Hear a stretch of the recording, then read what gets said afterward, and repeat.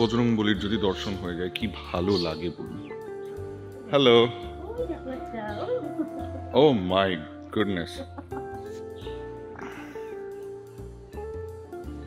Madam sir সবাই চলে এসেছেন দেখি। দুইখান থেকে একজন উঁকি মারছে। আজকে করিমপুর থেকে চলে যাওয়ার দিন, 9টার সময় গাড়ি আসবে। তবে সত্যি কথা বলতে খুব মিস করবো।